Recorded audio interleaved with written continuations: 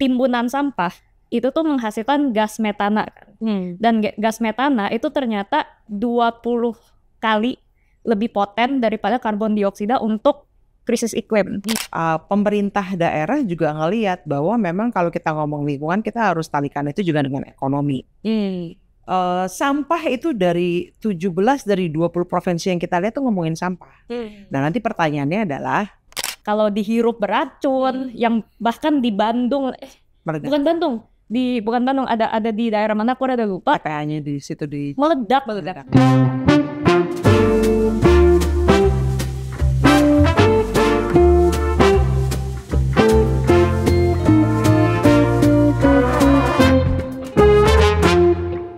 Hai Sobat Green, ketemu lagi dengan aku Masita Kristalin di Green Talks, podcast yang membahas mengenai berbagai isu perubahan iklim, sustainability, dan pembangunan di Indonesia. Nah, hari ini aku akan bahas topik yang penting banget. Ini udah kali ketiga kita membahas mengenai topik ini, yaitu mengenai sampah. Tapi khususnya sekarang kita mau lihat bagaimana peran anak muda ya, terutama dalam pilkada kali ini, dalam kaitannya dengan sampah. Hari ini aku kedatangan dua tamu istimewa, dua-duanya perempuan ya. This is kali kedua juga kita podcastnya adalah 3 perempuan. Sebelumnya yang edisi di ISF. Kak Abigail, halo Kak Abigail. Halo. Dan Kak Dian dari Kaula 17. Halo Mbak. Halo. Nah mungkin kita langsung aja ya, aku mau ke Kak Abigail dulu. Aku mau dengar cerita soal tim Indonesia ya. Sebenarnya gimana sih inisiatif itu mulai dibuat, backgroundnya gimana tuh Kak? Oke.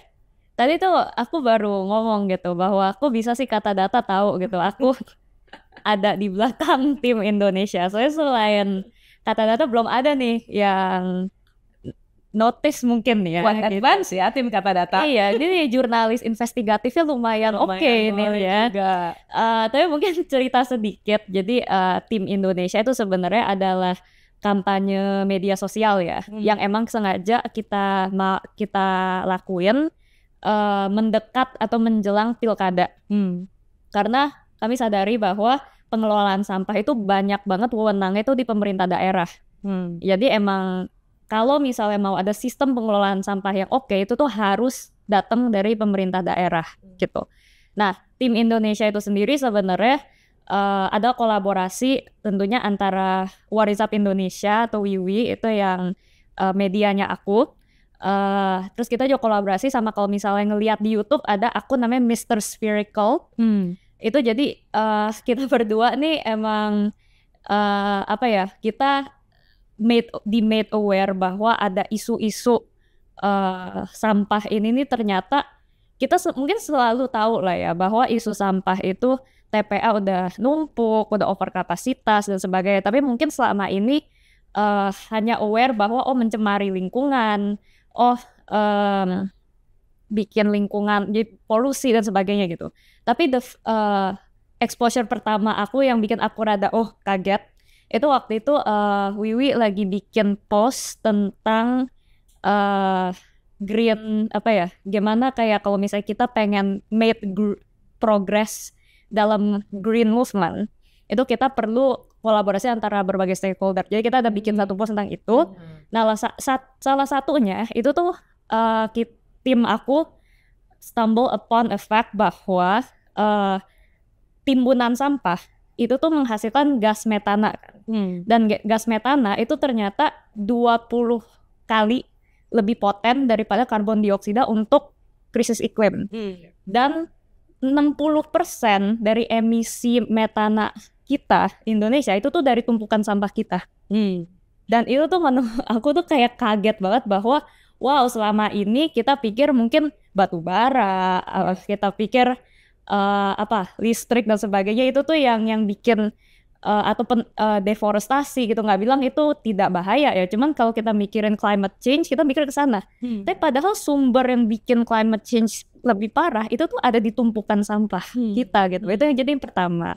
Terus yang kedua juga semakin aku realize gimana negara-negara lain handle sampahnya. Yang dimana ternyata sampah itu tuh gas metana yang berbahaya itu yang bisa bikin climate change, yang bisa kalau dihirup beracun, yang bahkan di Bandung, bukan Bandung, bukan Bandung, ada di daerah mana aku udah lupa. Kayaknya di situ meledak karena gas metana itu kan.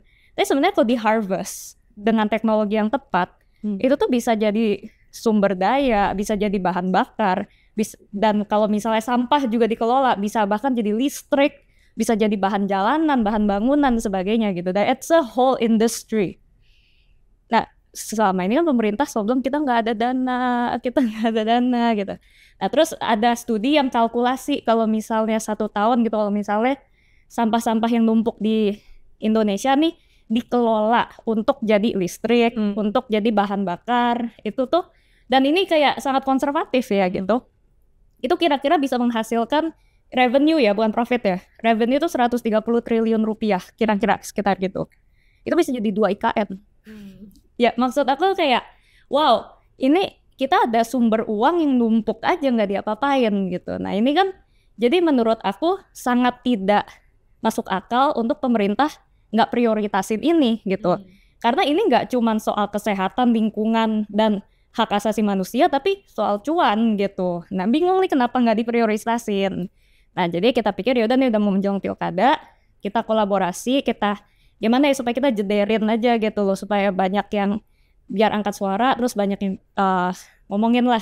Nah, terus ya di Indonesia kan segala sesuatu yang viral itu biasanya diperhatiin. Jadi makanya kita ajak kerjasama juga sama kreator-kreator, terutama itu yang mereka yang concern juga. Jadi ada Cinta Laura, ada Andovi, dan Lopez sama Bintang Emon, mereka juga sangat-sangat care gitu ya soal isu sampah ini. Jadi ya udah lahirlah tim Indonesia, terus kita ajak yang lain, media lain, kreator lain, dan orang-orang biasa, nggak cuma kreator gitu. Kita ajak semua orang, ayo kontenin sampah ini gitu. Mau sesimpel foto sampah di sekeliling kalian, mau sesimpel bikin meme, bikin tulisan yang lucu, nyeleneh, apa segala, atau mau bikin konten animasi, animator tuh banyak di YouTube yang juga ikut bikin gitu. Dan kita bikin website, kalau ke timindonesia.org bisa masukin kayak tanda tangan petisi lah, equivalence-nya. Cuman kita ada peta Indonesia gitu tuh, jadi kelihatan berapa banyak dari Sumatera Utara, berapa banyak dari Jakarta, dari Jawa Barat. Nah itu terus kita ranking. So far tuh yang paling atas kalau nggak salah Jawa Barat. Jawa Barat, terus DKI, Bali tuh tinggi juga gitu kalau nggak salah. Jadi aku lupa sih, itu change terus kan. Cuman jadi ada leaderboard-nya gitu lah. Dan itu tuh kita juga tag-tagin, kita DM-in atau kita kontakin kandidat-kandidat pilkada. Iya. Soalnya ada halaman khusus yang kandidatnya, khusus kandidat bisa pledge juga gitu. Oke. Nah ini nyambung banget langsung ke Kak Dian ya. Tadi kan kalau Kak Abigail ngomongin ini awareness masyarakatnya mengenai isu sampah. Kemudian dari awareness masyarakat itu kita mau ada loop balik ke policy maker atau calon policy maker yang akan ikut pilkada ini kan. Nah mungkin Kak Dian boleh cerita dulu Kaula 17 nih apa, ngapain, dan latest development soal pilkada ngapain ya gitu ya. Jadi Kaula 17 itu sebenarnya muncul sebagai program. Jadi suatu program yang pengen banget bisa mendidik voter. Jadi kebetulan voternya ternyata yang banyak membentukkan pendidikan itu yang orang muda sama pemilih awal. Nah terus kita memang kepengen gimana caranya supaya pendidikan demokrasi itu nggak susah. Kadang-kadang bahasanya kan suka jelimet gitu kan. So we're trying to approach it from the way yang bukan cuma sekedar memberikan informasi, tapi juga memberikan mereka tuh kesempatan, empowering them untuk bisa mengetahui pilihannya, kemudian bisa menjalankan pilihannya. Jadi makanya muncul beberapa waktu lalu tuh kita bikin sebenarnya mulai awal tuh kuis pilih partai, terus abis itu kemudian kita maju ke kuis pilih presiden. Nah itu lumayan ya, karena pilih partai sama pilih presiden kan nasional level kan. Dan juga sebenarnya kalau ngomongin program, mereka termasuk rapih. Jadi visi misinya udah kelihatan, programnya udah kelihatan. Makanya waktu itu kita sebenarnya agak deg-degan waktu mau maju ke kuis pilkada. Ini kan banyak banget ya Bo ya. Jadi kayak gimana gue gitu bisa, ini mata gue plusnya makin banyak lah internet. Nah jadi akhirnya kita memilih untuk maju ke level gubernur. Karena kota itu termasuk yang aktivitasnya lumayan banyak. Mungkin karena juga lebih dekat kan. Tapi kalau gubernurnya agak-agak dingin lah gitu kan. Nah jadi kita pilih gubernur, waktu itu kita dari 38 provinsi kita ambil 20. yang memang kita punya volunteer. Jadi kita juga nggak kepengen so tahu kan apa-apa dilihat dari kacamata Jakarta gitu kan. Nah, jadi kita kepengen mastiin bahwa kita punya volunteer yang bisa menceritakan looping back lagi. Ini loh memang benar yang terjadi, atau misalnya ini masalah nasional yang kita juga rasain. Tapi kan kadang-kadang rasa rujaknya bisa beda tuh. Jadi maksudnya kayak ya kalau kita ngomongin sampah di Jogja, masalahnya misalnya bukan pengolahan, tapi masalah sampah industri pariwisata gitu. Kita udah beda lagi. Tapi kalau di Jawa Barat memang ngomonginnya pengolahan, dia buru-buru punya mesinnya kan gitu. So that is the interesting perspective. Makanya kita sekarang ini lagi sibuk menggelontorkan kuis pilkada. Kemarin tuh kita keluar 17 provinsi. Alasannya yang 3 provinsinya memang karena ya visi misinya agak berat ya. Jadi kita harus nunggu sampai debat dulu. Biar gua kagak kena itu. Berat tuh maksudnya bukan karena banyak. Bukan karena banyak, Kak. Karena tidak informatif. Iya. Saking ringannya jadi berat. Saking ringannya jadi berat. Karena kan jangan sampai salah mengerti ya, Bo ya. Daripada gua kena IT kan, Bo. Jadi kita mesti nungguin akhirnya ringan dan normatif ya. Ringan dan normatif. Jadi artinya kita sampai nunggu ke debatnya dulu sambil berdoa keras sekali gitu kan, supaya debatnya tuh benar-benar daging gitu. Karena kalau nggak daging kan nanti gue mesti taruh kayak gitu, mohon maaf visi misi calon Anda kan kurang daging kan ya. So thank God yang 3 itu akhirnya berhasil juga kita luncurkan hari ini. Berarti sekarang udah semua ya? Udah semua, bisa dicek di kaummuda17.id. Nah, jadi Sobat Green yang masih bingung memilih, ya bisa boleh langsung meluncur. Nah, kalau kita lihat nih Kak, isu sebenarnya kalau kita lihat responden anak muda sebenarnya yang tertarik sama politik itu cukup banyak nih ya. Sekitar 52%, bahkan yang sangat tertarik itu 7,8%. Aku pengen tanya nih refleksinya Kak Dian terhadap informasi ini. Kan ada yang kayaknya ada mirip surveinya Kaula 17 ya. Jadi kan basisnya kita bikin kuis itu kan harus selalu ada survei kan. Kuis sendiri sebenarnya hasilnya kita nggak bisa pakai. Karena kuis kan Mbak Masita sama Kak Ebi bisa masuk 2-3 kali nyobain. Iya. Nah gak boleh tuh gue pakai wah ternyata bisa dipilih yang terbaik dong. Nah itu bahaya kan gitu kan. Nah jadi kuisnya sendiri memang betul-betul pure sebagai suatu alat edukasi, right? Tapi di belakangnya itu sebenarnya kita mencoba mempelajari juga dong. Kira-kira voter nih tipenya seperti apa sih? Nah setelah pilihan presiden kemarin kita memang sempat juga bikin impact assessment kan. Jadi kayak yang masuk itu sebenarnya peduli apa enggak sih gitu kan. Terus habis itu kita juga ada survei memang representatif Indonesia. Nah di situ kita belajar bahwa ternyata yang benar-benar peduli sebenarnya udah banyak benar nih, mirip-mirip lah. Jadi sekitar mungkin 49% itu masih di spek. Jadi kita punya 5 segmentasi. Segmentasi paling bawah itu yang apolitis. Apolitis itu sekitar 20%-an lah. Terus habis itu naik sedikit ke atas itu sekitar lebih besar spektator, kita bilang. Spektator tuh yang ya tertarik gitu, tapi I'm not going to do anything yet. Mudah-mudahan ya. Harapannya gitu. Karena isu politik ini selalu isu hot ya. Tapi ternyata ya untuk diikutin aja, spektator aja gitu. Tapi apakah gue mesti ikut terjun? Ya enggak juga gitu. Nah aktivis sama itu yang ketiganya tuh partisipan. Jadi mungkin sekali-sekali dia ikut. Mungkin kalau misalnya kayak idola gue ikut gitu. Ya kan? Itu maksudnya nyoblos? Ikut, bukan nyoblos. Kalau nyoblos itu rata-rata semua nyoblos. Jadi kalau kita ngomongin, nah ini yang menarik ngomongin demokrasi Indonesia. Berpartisipasi aktif dalam isu. Advokasi. Speaking out. Jadi kalau kita ngomongin, nah ini yang menarik ke Indonesia ya. Kalau kita ngomongin soal partisipasi politik dalam hal mencoblos, kita jagoan banget. Jadi kita tuh udah bener-bener kayak 9 dari 10 gitu. Memang tahu kapan gitu. Terus 8 dari 10. Ya memang kepengen nyoblos. Karena kan dia kan pesta ya. Cuma kalau lo tanya lebih dalam, lu nyoblos apa tadi? Nah itu baru mulai tuh yang kayak gitu-gitu. Ya gue sebenarnya nyoblos banyak gitu soalnya kan. Nah so that kind of thing. So the way that we see the politik itu adalah bagaimana dia mengadvokasi isu yang dipercaya. Jadi misalnya mungkin tadi misalnya ada siapa Laura Cinta Laura kan misalnya gitu. Nah terus ada yang memang senang sama Cinta Laura. Terus dia bilang oke, gue mau ikutan deh mulai mikirin milah-milah sampah. Takut dimarahin Cinta nih gitu kan misalnya. Nah itu udah mulai partisan tuh sebenarnya. Nah terus di atasnya lagi ada aktivis sama gladiator, kita bilangnya gladiator Bu ya. Jadi yang udah terlibat, yang memang kemudian jadi misalnya anggota DPR dan sebagainya itu memang kita bilangnya gladiator. Terus kita cuma 2%. Tapi 2%-nya kan dari 130 juta ya.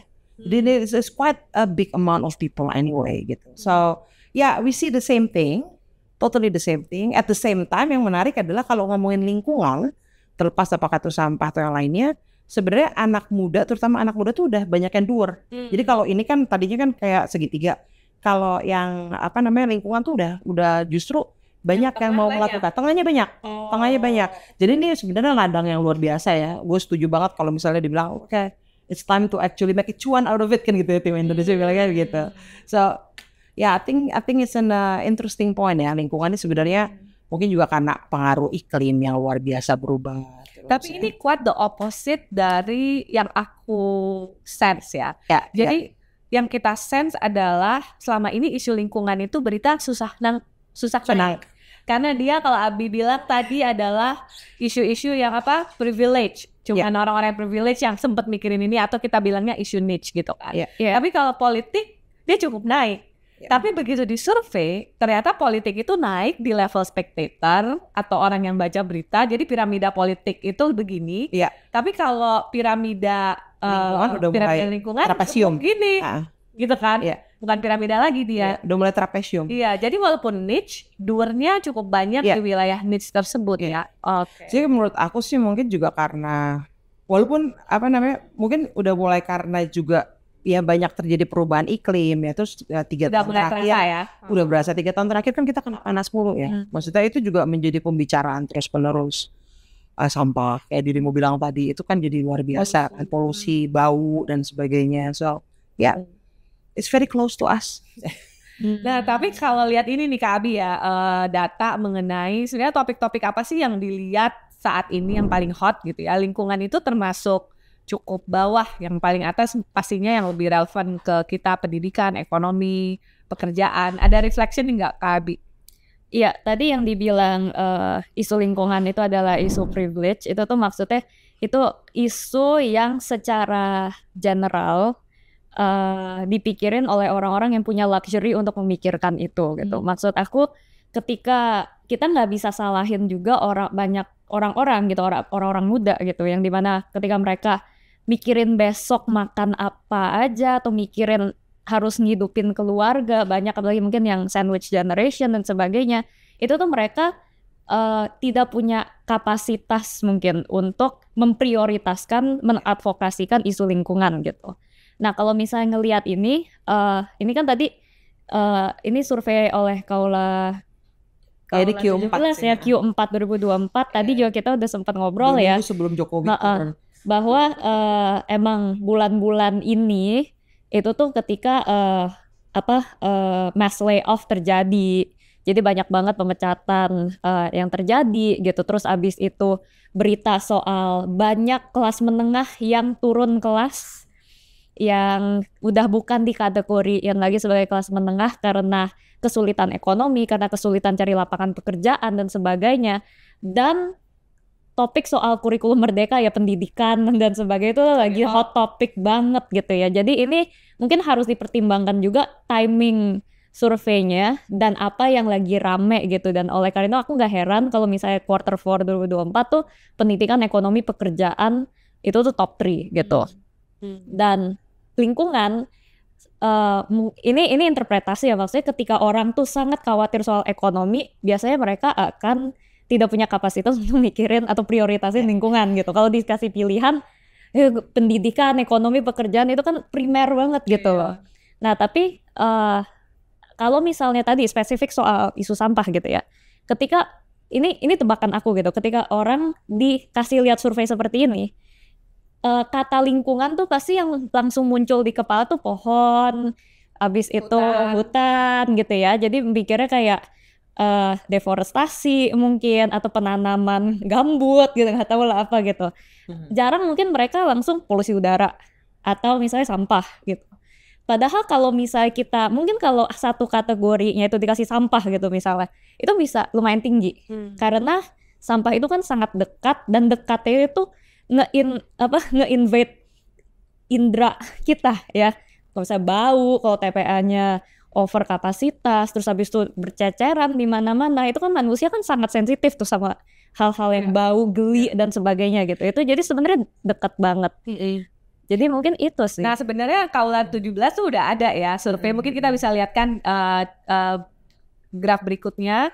yang kalau kita tanya sebenarnya isu lingkungan apa, Berarti prediksinya benar ya?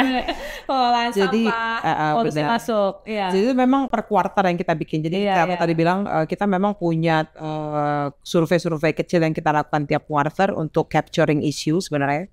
Tapi di tahunan national benchmarking survei kita di 2023 itu memang menempatkan lingkungan sebagai poin keempat. With the same kind of issue juga, pengelolaan sampah, climate change, apa namanya itu kata-katanya benar-benar kayak gitu, polusi udara gitu ya. Dan yang menarik itu kan sebenarnya ngomongin pencemaran sungai juga lumayan tinggi. Jadi dan salah satu yang mungkin bukan lagi ngomongin sampah sebenarnya, kalau anak muda sih udah mulai sadar terhadap limbah industri. So this is also an interesting perspective juga. But yeah, sampah is very close. Ya.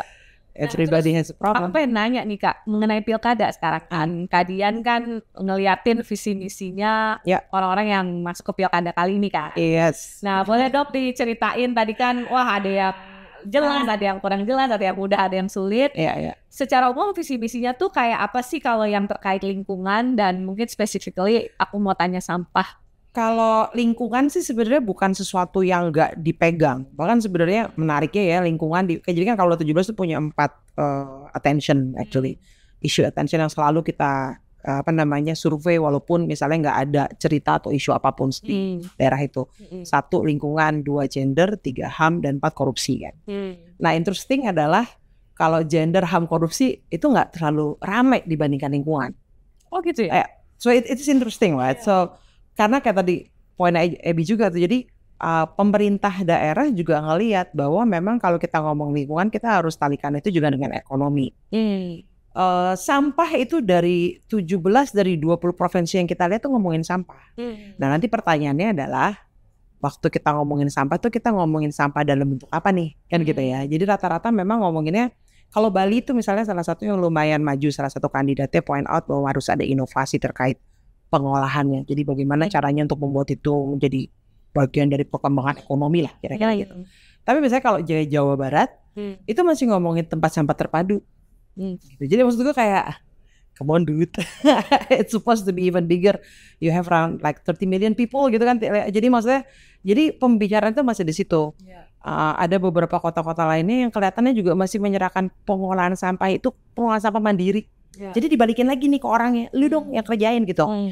Nah ini kan menarik ya, padahal kan sampah seperti tadi poinnya Ebi harus ada loop back juga kan ke pemerintah gitu. Nah jadi ya diomongin, jadi bukan cuma sampah terus ketahanan pangan obviously kan, jadi ngomongin soal kayak penggunaan hutan yang seperti apa, tapi nggak banyak. Kalau itu nggak banyak, sampah itu termasuk yang favorit. Cuma itu tadi aku bilang masih belum, kalau menurut aku sih belum ngomongin akarnya, akar permasalahan sampah tuh apa. Jadi misalnya kayak one thing about the people, tapi kita harus ngomongin industri juga dong. Gitu kan, ada beberapa daerah provinsi di ini kan industri yang membuat itu tadi kayak pencemaran sungai gitu. Satu hal soal plastik, pencemaran kimia gimana. Nah ini yang menurut aku masih belum dalam ketika bicara soal daerah gitu. Nah kalau misalnya kalau kita lihat politik daerah ya, tadi kan Kak Ebi mention memang dengan adanya desentralisasi daerah tuh banyak isu-isu yang memang udah ditransfer ke pemerintah daerah kan? Betul. Baik itu provinsi maupun kabupaten. Nah tapi kalau kita lihat tadi visi misinya alhamdulillah udah mulai masuk gitu. Alhamdulillah ada lah. Tapi kalau dalam kejadian kesehariannya kan pengelolaan sampah tuh masih merupakan challenge. Nah kalau Kak Dian lihat sendiri sebenarnya sekarang soal pengelolaan sampah tuh kenapa sih belum menjadi agenda utama di politik lokal? Jadi kan memang itu salah satu permasalahannya gubernur ya, di level gubernur kan dia harus ada RPJMD ya kan. Jadi dia sangat ngikutin itu. Itu satu. Yang kedua memang pushback kalau menurut aku. Pushbacknya tuh selalu memang pembicaraannya adalah, kalau menurut aku sih ya, tapi mungkin you know better than this, selalu ke inisiatif pribadi kita itu. Tapi belum pernah kayak kita pushing back bilang well we've done our part. Akhirnya kan muncul kemudian tekanan-tekanan, pernah kan yang ngumpulin sampah terus dibuang di kantor bupati atau di kantor ini ya kan. So karena sampah berhari-hari nggak diangkat gitu. Tapi balik lagi itu satu hal ya. Jadi artinya belum ada pushback dari pemerintah, dari masyarakat secara terorganisir bilang hey we've done our part, come on you do our part gitu kan. Another partnya itu adalah juga mungkin atensi media juga nggak cukup nggak cukup continuous ya tentang ini kan harusnya bener-bener dari hulu ke hilir nih. Kita ngomongin kenapa orang bikin sampah, hilirnya gimana nih gitu kan. Terus juga mungkin ya permasalahannya apa ya, ini mungkin agak-agak kadang-kadang masalah kan ada legislatif, ada eksekutif kan gitu.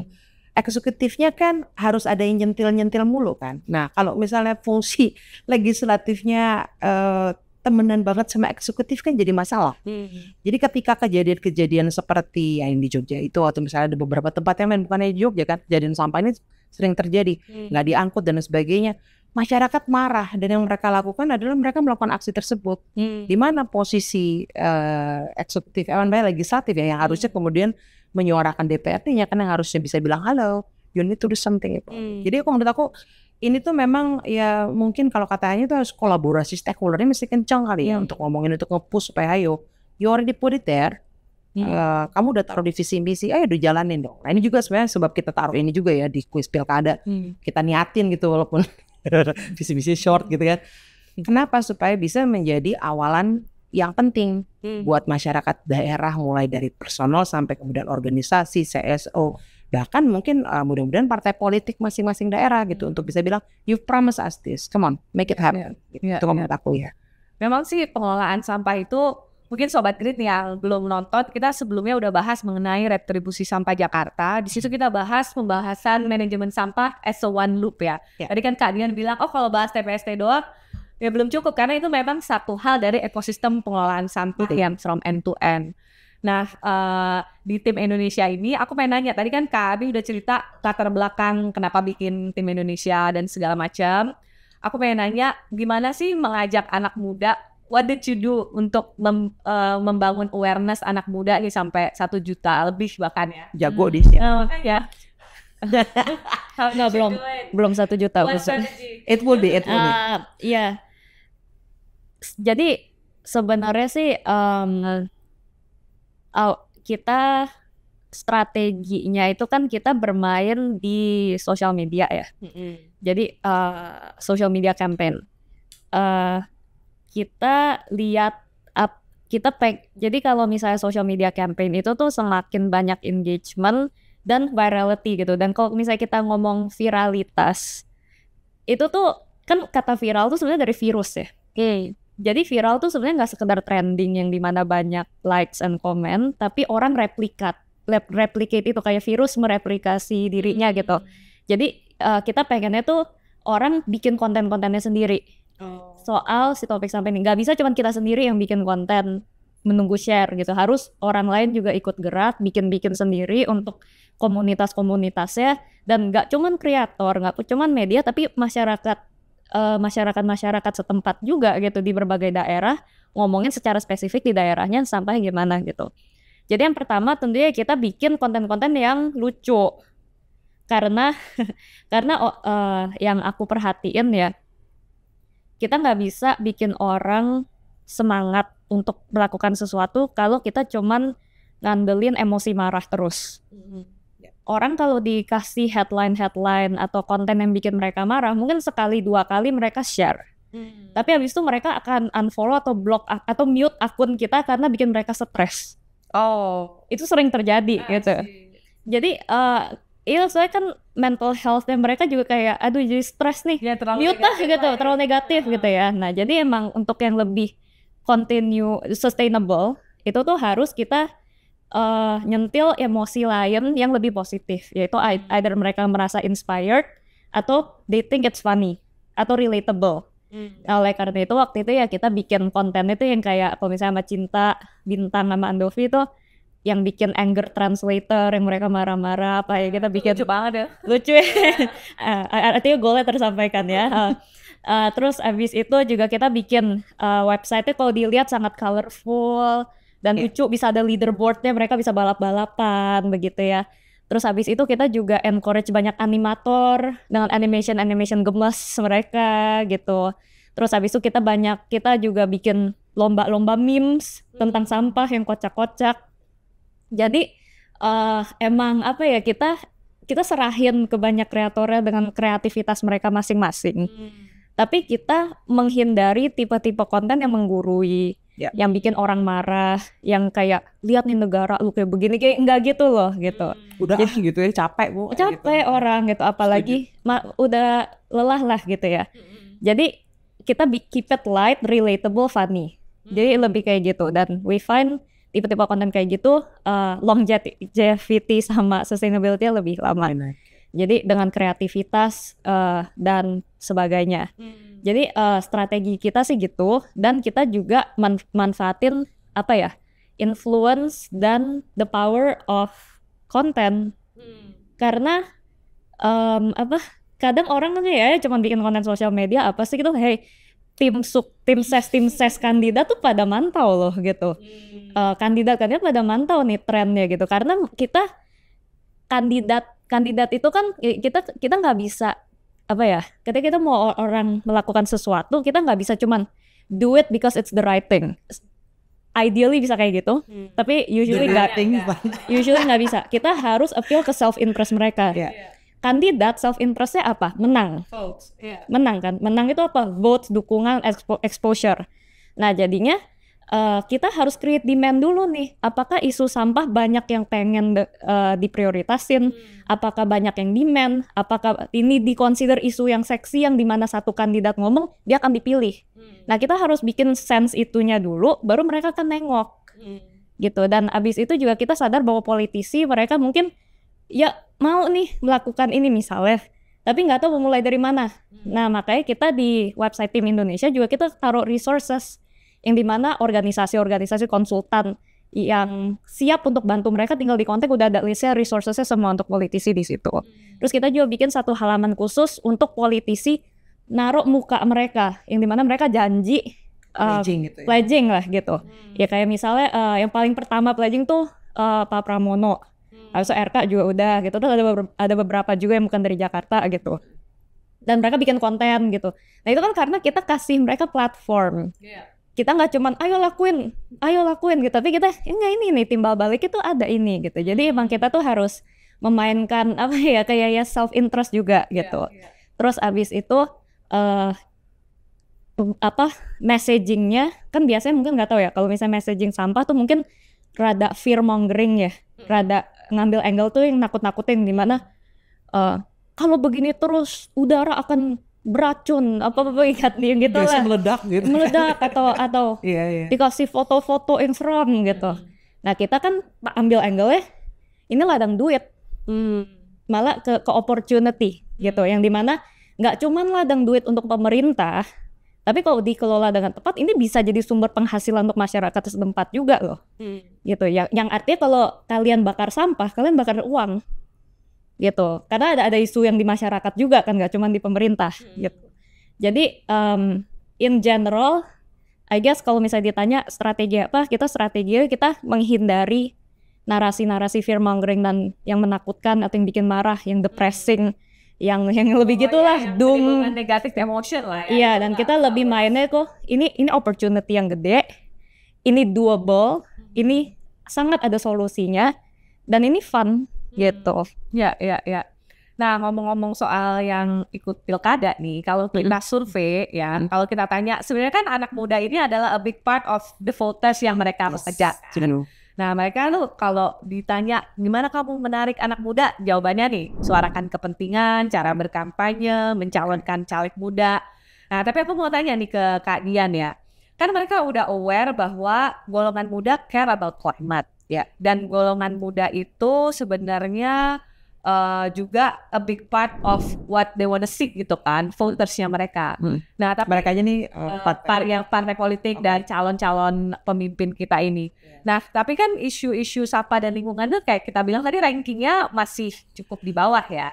Gimana selama ini di Kaula 17 tuh mengadvokasi isu yang sulit di bawah ini supaya naik gitu? Selain berdoa.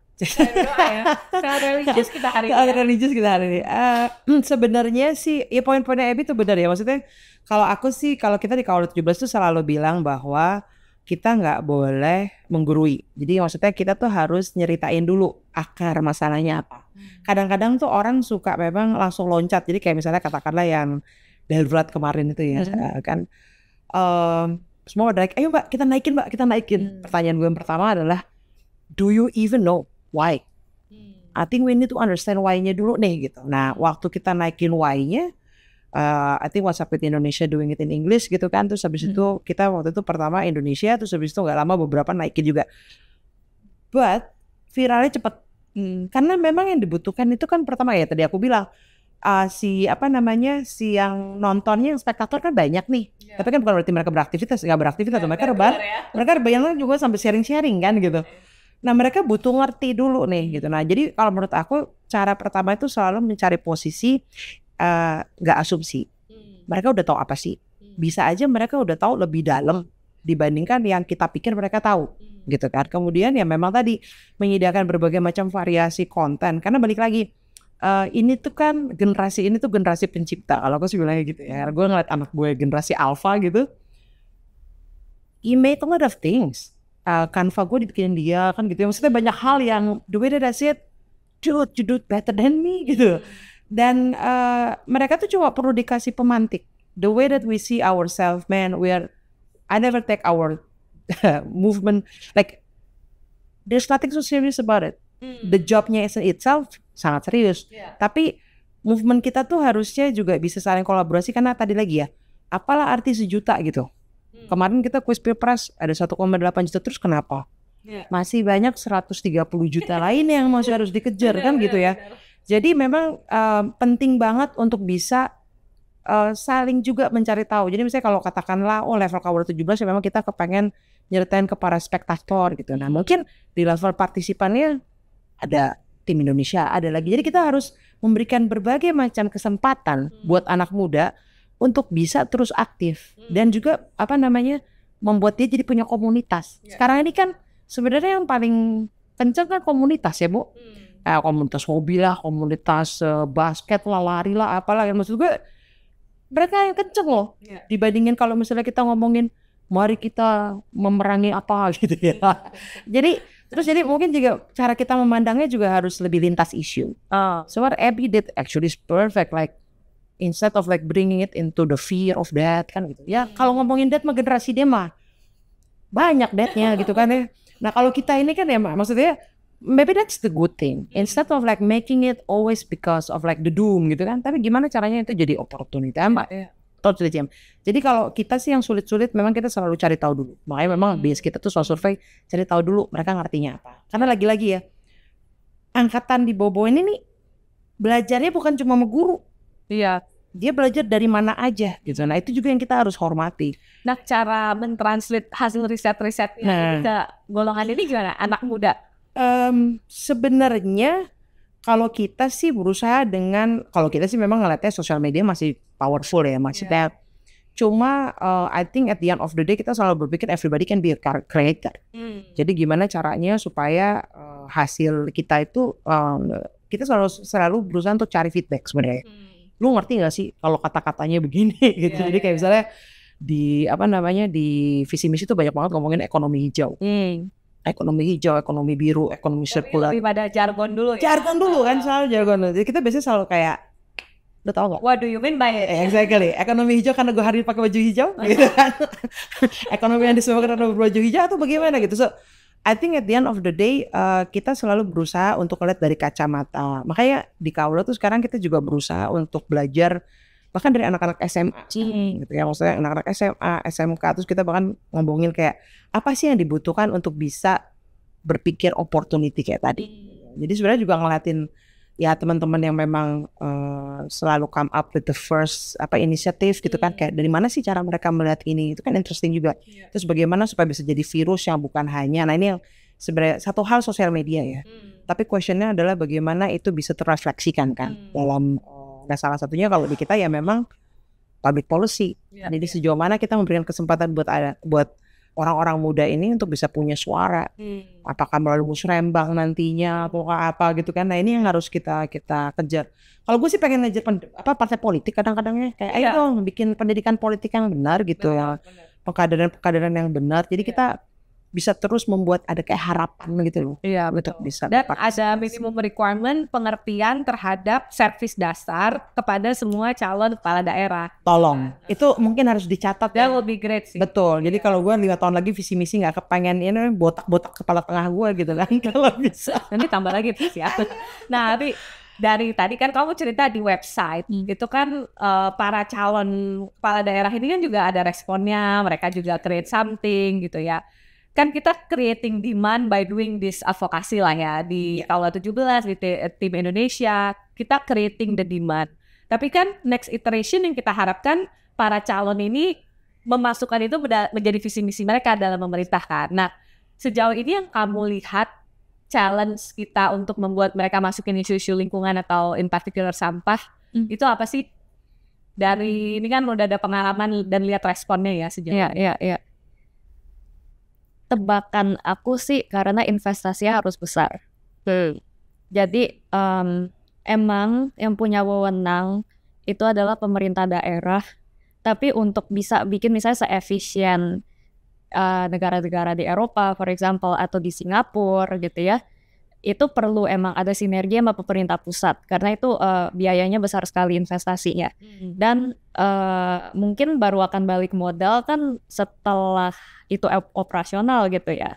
Jadi pertama tebakan aku itu yang dimana pemerintah daerah tuh ya udah pengelolaan sampahnya tuh yang nggak usah terlalu high tech yang segitunya, tapi ya udah yang sampah yang apalah yang low hanging fruit aja nih gitu. Kita itu soalnya investasinya tuh dari awal nggak harus sebesar itu gitu.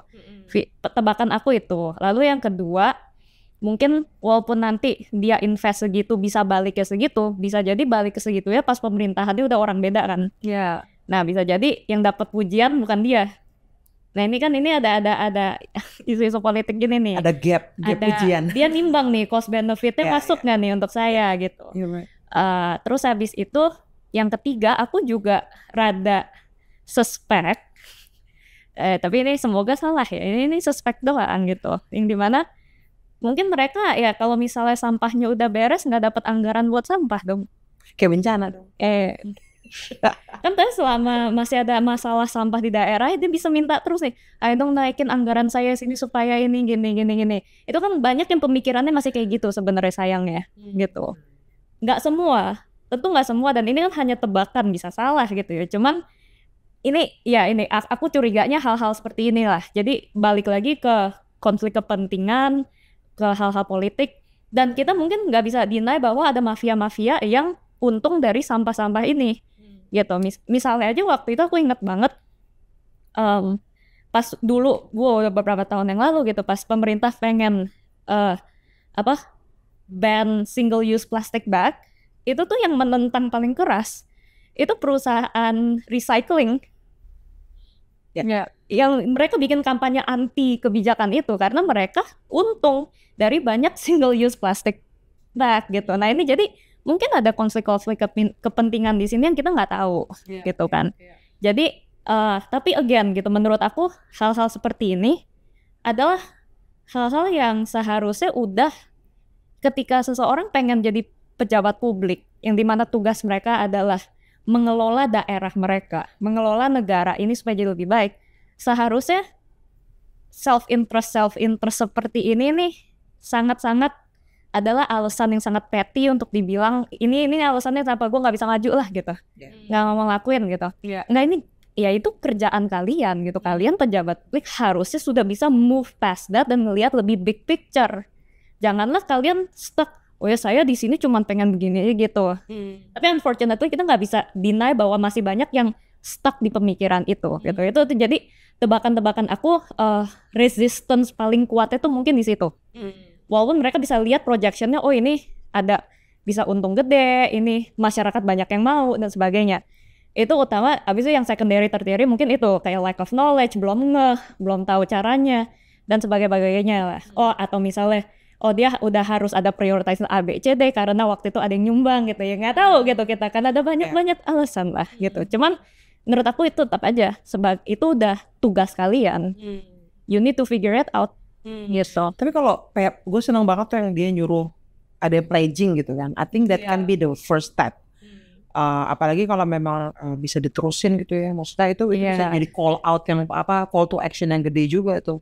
Bisa, soalnya kan track recordnya udah jelas ya. Jadi betul. I think that is the first step untuk bisa nentuin kayak oke, lu udah pledge kan gitu kan. Jadi kayak kontrak politik lu udah ada dong. Ada, Gak sekedar click and share. Betul.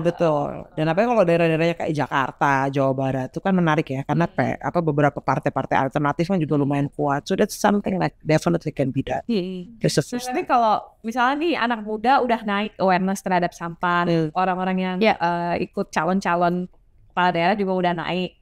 Nah, kalian ngelihat ada kolaborasi apa ke depan nih ya? Kalau kita mau ke depan nih ya, kolaborasi apa sih yang bisa kita dorong atau kita lakukan bersama-sama untuk bikin ekosistem ini nih dengan awareness yang udah lebih baik tentunya? Kalau ke depan tuh sebenarnya kan yang menarik sekali adalah ini karena juga memang langkahnya kan melihat ini sebagai opportunity. Jadi misalnya kayak kita udah mulai ngomongin ekonomi hijau. Jadi sekarang yang perlu ditingkatkan adalah kolaborasi untuk mengerti bagaimana dan mengisi ekonomi hijau dan ekonomi biru tadi. Kan kalau kita ngomongin pekerjaan, sebenarnya kita masih tetap bisa ngomongin lingkungan, green job, right? The things about sampah kan itu kan sebenarnya adalah semua green job. Jadi artinya kita harus mungkin ke depan ya, dalam 5 tahun ke depan tuh justru ngebuka wacana bahwa anak muda tuh bisa banget melakukan banyak hal, bukan hanya jadi kerja di NGO gitu kan ya. Tapi bahkan kalaupun lu bisa kerja di FMCG, you looking for the possibility doing green, gitu ya. Terus kemudian bukan hanya kalau misalnya lu memang kepengen bikin usaha, mungkin ini bisa jadi salah satu poinnya. Jadi bagaimana caranya supaya kita tuh bisa berbicara dengan kebutuhan mereka dan memasukkannya dari berbagai segi. Lu nggak suka plastik, lu cari saintis kan gitu. So I think 5 years from now it is really a conversation, bukan hanya awareness ya, tapi really do it. You can do it gitu. Ini bukan momen lagi nggak ada barangnya kan. Nah seperti itu mungkin kalau di wacana kebijakan publik ya berarti kita mesti bikin banyak curug-curug untuk bisa berbicara. Dan juga nah ini masalahnya pilkada kan atau pemilihan serentak. Ini cuma terjadi 5 tahun sekali. Sama-sama lagi. Jadi momen-momen kita ngobrol kayak gini tuh kemungkinan besar nggak ada nih sampai 5 tahun lagi. Itu adalah poin di mana kita harus sama-sama kolaborasi untuk selalu mengingatkan ini dan mencari momen-momen itu, menciptakan, kalau aku bilang saya menciptakan momen-momen tersebut sehingga kita istilahnya tidak memperjuangkan urusan ini sendirian gitu loh. Jadi kita memang dengan berbagai elemen masyarakat mencoba untuk maju bersama-sama karena nggak ada momennya loh. You really need to create it. Mungkin ya tadi yang dia bilang sebenarnya kita perlu bikin leaders factory di partai politik. Definitely. Leaders factory isinya adalah servis-servis dasar, misalnya servis kesehatan itu juga banyak di pemerintah daerah, education banyak di pemerintah daerah, kemudian sampah banyak di pemerintah daerah. Tapi memang check and balance antara sebenarnya tusi pemerintah daerah sama yang dikerjakan tuh belum terlalu ada check and balance dan belum ada monitoring publiknya.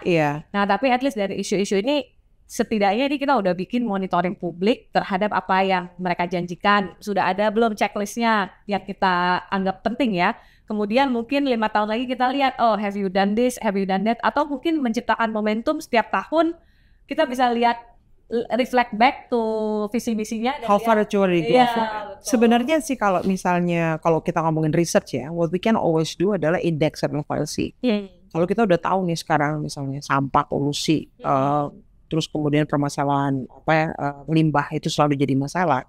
Sebenarnya kita bisa lakukan itu adalah dengan memadukan kata rakyat melalui survei dan kemudian melihat dari partai posisi mereka terhadap hal ini seperti apa. You can always do that every time there is sidang-sidang DPR kan, DPRD sebenarnya. So then you can make an index. That's also another thing ya. Benar kan tuh. Kemudian kita ya itu masuk ke partai-partai politik. Nah, ini kan kita bicara jangka panjang nih ya Kak Abi ya. Aku pengen nanya, kan tim Indonesia nih menurut aku keren banget kampanyenya. Plannya setelah pilkada ini apa nih, beyond pilkada ini rencananya Kak? Jadi emang untuk sekarang tim Indonesia tuh fokus emang pre-pilkada ya. Kita kampanyenya emang kita desain untuk menjelang pilkada bisa dibilang. Tapi nanti kalau misalnya setelah pilkada tentu nggak nutup kemungkinan ada lanjutannya. Tapi kami harap sih jangan bertumpu sama tim Indonesia aja gitu. Yang kayak aku bilang tadi, karena ya nggak mungkin bisa lah cuman kita gitu. Kita harap banyak pihak yang udah misalnya mulai melek atau misalnya inspired atau pengen ikut gitu. Ya udah mulai suara-suarain biar nanti pelan-pelan jadi mainstream gitu kan. Kan proses dari sebuah isu menjadi mainstream kecuali pakai buzzer gitu ya, itu tuh perlu waktu gitu. Yang dimana pelan-pelan kita naikin awareness-nya, terus kita nunggu momentum yang biasanya tuh, jadi biasanya awareness tuh naiknya pelan-pelan gitu kayak gini. Tapi nanti bakal ada momentum 1-2 isu apa, nanti jeger itu nanti terakselerasi gitu. Tapi harus udah ada yang mulai dulu gitu. Nah jadi kita harap mungkin nanti beberapa kandidat yang menang dia take it more seriously kan, ada yang ngelihat ada potensinya, ada demand-nya atau sebagainya. Kita harap tuh udah nggak bertumpu di satu gerakan doang gitu, tapi ya udah sebar. Jadi pematik. Iya, jadi katalisator lah ya. Iya. Nah Sobat Green, seru banget pembicaraan hari ini. Aku banyak banget takeaway dan PR ya yang bisa kita kerjakan bareng-bareng sebagai civil society. Nah mungkin ini bukan gerakan yang FOMO, tapi sesuatu yang memang harus long term kita kerjakan bersama-sama, dan memang stakeholdersnya cukup banyak. Dan kalau kita lihat rantai pengelolaan sampah itu memang ada yang valuable, ada yang nggak valuable gitu ya. Dan kalau kita bicara even waste to energy, setiap kWh yang kita produksi karena sampah itu jauh lebih mahal dari kalau kita pakai energi lain, misalnya renewable energy atau kita pakai coal. Berarti artinya tetap ada biaya yang harus dibayar dalam bentuk retribusi dari kita semua untuk bisa menyelesaikan isu sampah ini secara bersama-sama. Nah, sebelum aku akhiri, last sentence atau pesan atau call to action dari Kak Abi dulu deh. Ke Sobat Green. Ya, sebentar lagi mau ikut pilkada loh minggu depan. Tanggal 27 ya? Iya. Jangan lupa. Saya tahu kalian capek dan sudah nenek mungkin. Tapi ya isu pilkada banyak banget sebenarnya isu yang mungkin lebih dekat ke kehidupan kalian. Contoh kayak sampah sekarang itu sebenarnya punya wewenang bukan Pak Presiden gitu, tapi local government, gubernur kalian, wali kota kalian. Jadi ini juga penting. Aku ngerti banget kadang kita rasanya pengen udahlah males gitu, tapi harus dilawan sih itu, karena mau nggak mau kita hidup di sebuah negara demokrasi, kita menikmati berbagai macam kebebasan, tapi kebebasan itu datang dengan tanggung jawab, yang dimana kalau tanggung jawab itu nggak kita laksanakan, itu akan pelan-pelan mengerosi kebebasan dan kualitas hidup kita gitu, yang akan ngefeedback ke kita juga. Jadi semangat ya. Semangat ya untuk memilih keadilan. Jadi tanggal 27 November nanti itu adalah cycle terakhir dari kuis pilkada. Bukan sih, maksudnya gue dari pilkadanya sendiri, dari pemilihan umum. Jadi pastikan every vote matters, suara kamu itu sangat-sangat penting, terutama untuk daerah kamu. Jadi maksudnya banyak hal yang memang benar-benar harus kita pilih dan tuh relaynya di daerah. Jadi pastikan kalau misalnya kamu masih bingung, kita udah bikin alat bantuannya. Udah nggak bisa bilang lagi nggak ada loh sekarang. Ada, kalau kebetulan Anda tinggal di 20 provinsi, silakan langsung ke org.jubah.id. Cek, lihat, bukan berarti harus milih yang paling besar presentasinya, tapi paling tidak jadi awalan untuk ngecekin visi misi dari masing-masing calon, supaya buat 5 tahun ke depan kerjaan lo pada untuk mantau. Yes. Oke, terima kasih Kak Abi dan Kak Dian. Sobat Green, seru banget pembicaraan kali ini. Jangan lupa tanggal 27 di putaran terakhir pilkada. Sebelum-sebelumnya kerjain dulu PR-nya. Jangan males, pelajari visi misi dari calon kandidat di daerah kamu. Karena ini salah satu cara kita untuk merubah Indonesia dan juga merubah diri kita sendiri. Sampai jumpa 2 minggu lagi di podcast Green Talks berikutnya. Dan juga dengan tema yang pastinya tidak kalah serunya di YouTube dan Spotify Kata Data Indonesia. Green Talks, walk the climate talks.